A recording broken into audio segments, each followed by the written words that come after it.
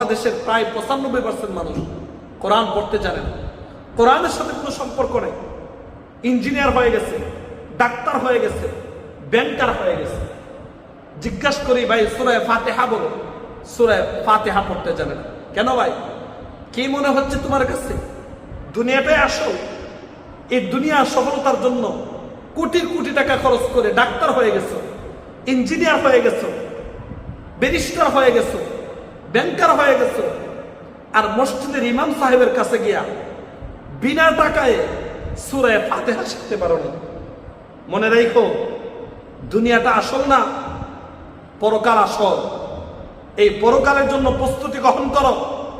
আর এই পরকালের সফলতা যদি কামাইতে চাও, অবশ্যই কোরআন হাদিসের জ্ঞান দরকার, অবশ্যই ধর্মীয় জ্ঞান জরুরি। কোরআন হাদিসকে প্রাধান্য দিতে হবে, ধর্মীয় জ্ঞানকে প্রাধান্য দিতে হবে। ব্যাংকার হও,